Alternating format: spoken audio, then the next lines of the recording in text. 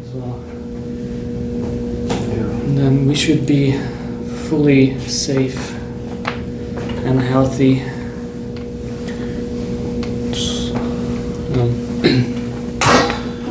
Yeah, if people are willing to participate, I have some additional ideas for EMGs. Yeah. This time what I would want to do is have electrodes on the pronator, the biceps, brachialis, shoulders, lats and triceps, and then see with the different movements which muscles activate and how much compared to each other. So how exactly is it different from last time? Well, last time we just have muscles on these two sides. We were mostly looking at like co-activation of antagonistic muscles.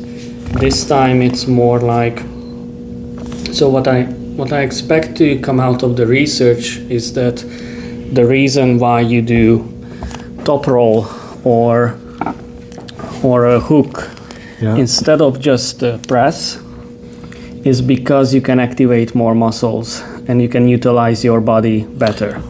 Right. So that's what I hope that I can show in the analysis, and I have a strong feeling that even with just this setup we can show that.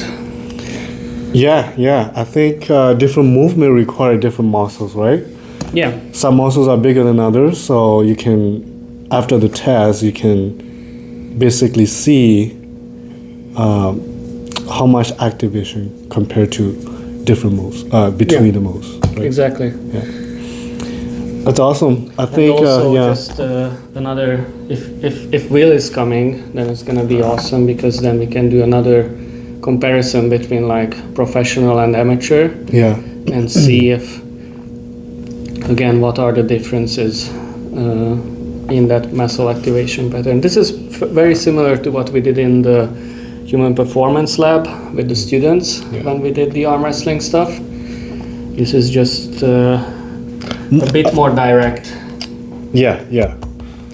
And more channels, because we're gonna have 6 channels now, which is the maximum of what this can do. Actually, it can do 2 more if really needed, but that starts to break the system from what I've been trying. Maybe the computer. You mean the computer can't handle the number of inputs? No, it's more the unit. Oh. It's not really designed for that many stuff. Yeah. I mean, it's still good for like analyzing in post. It's just when you start the software with that many channels, it would just be like so choppy that you don't see anything live, but then it saves everything the same. It's just you have to like stop it and go back and look at it. We can't like look at it live with that many channels. Oh, I see. Yeah.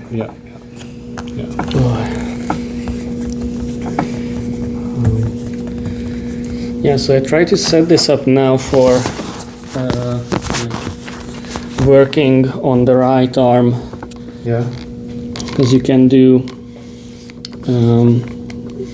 the hook training from there.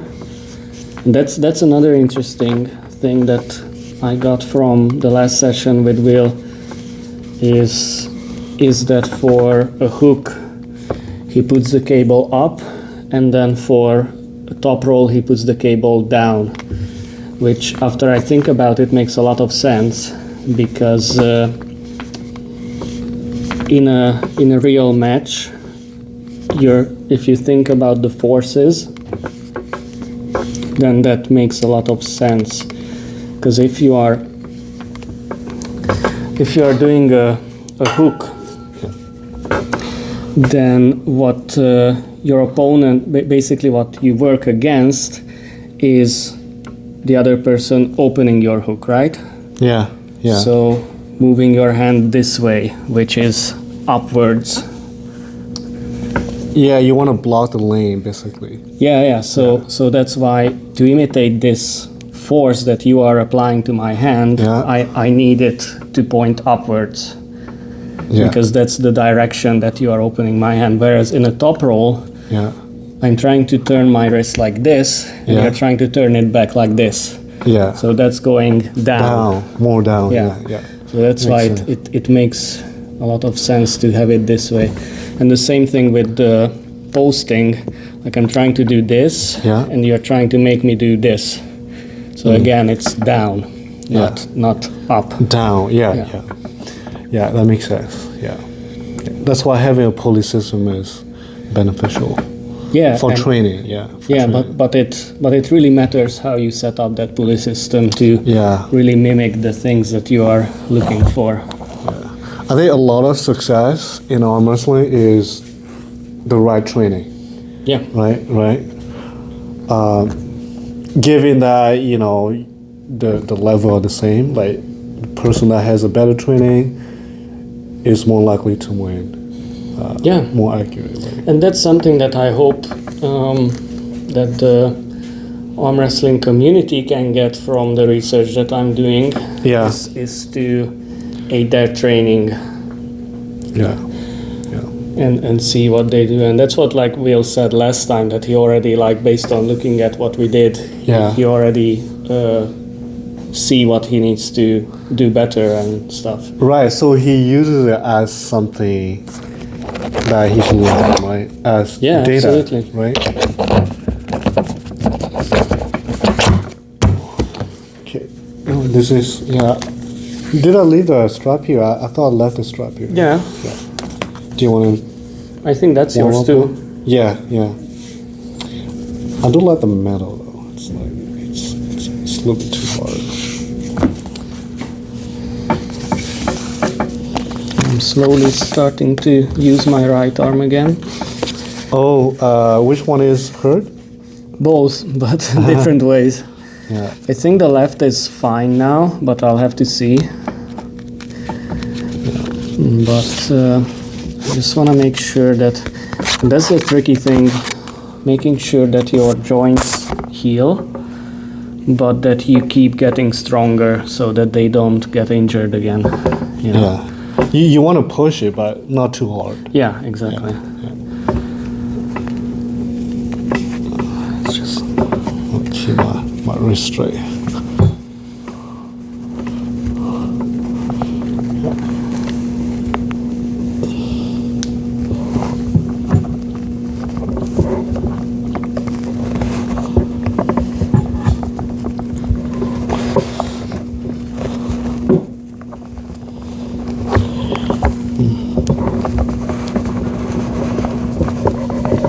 That's good. That's really good.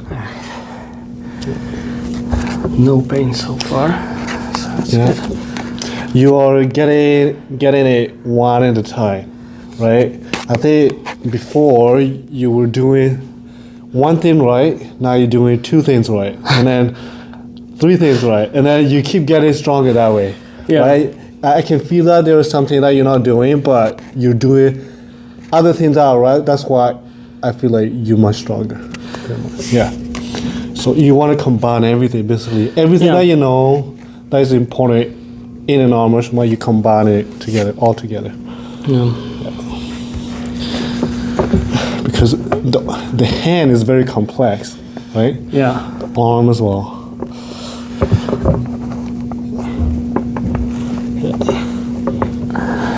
Yeah, it's the height thing, eh?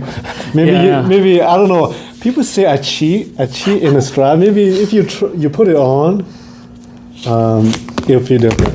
No, it's here. Like as soon Yeah. as I start trying to top roll, it seems like the strap is like digging in here and opening it like too much. I don't know. Do you want to try left or?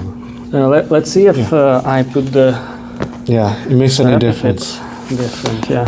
I think it does, but you won't feel it unless like we're really close and we have the same. Yeah, it's of just everything. I also think that, and we talked about this before, that the side of the buckle is less flexible than the other side. Yeah, You have less freedom of movement, and I think that could matter. yeah, that is partially true. I think I think the more significant thing is that the person that has the buckle, right? As the rep tightens the buckle and the strap, They pull the hand. it forces my hand to go this way, which means I'm lower than you. But usually you don't want to be lower than your opponent. You want to have height, right? Yeah. So that's the only thing. I think that's the thing that contributes the most to the difference between whether you have a buckle or not.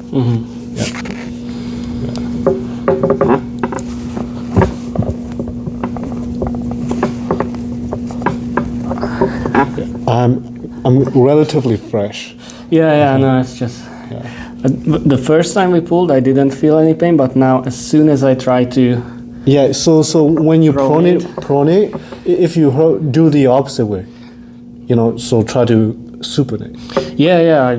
I mean, that's what I've been doing for the past couple of weeks. Is just I'm trying to find, because it's outside of actually pulling. It's really hard for me to replicate that movement that makes it hurt. So that's why I'm kind of experimenting on like what exactly are the moves that are bad. Yeah, I think the answer is time. Like you have to give yourself time. Yeah, because if I go for a hook, then I don't feel anything.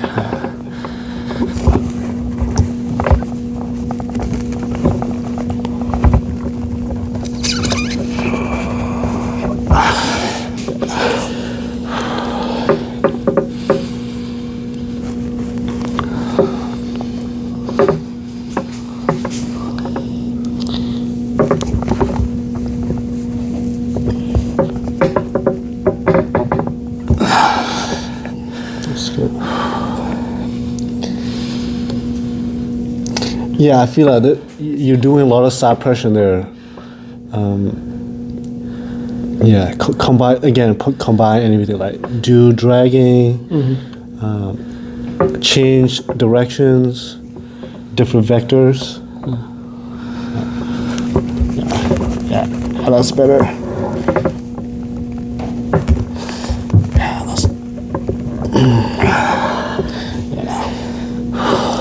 One of the things you can do is like when you have me here, you can keep the pressure, just basically jump up, like bring your shoulder up, and then instead of pulling, you push through it.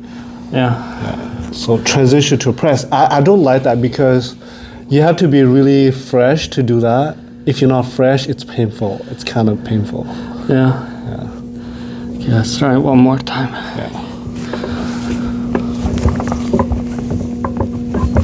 Yeah. That was good. Yeah. Okay, I think that's what Lavon did. Yeah. It just always feels very dangerous. Yeah. Oh, welcome.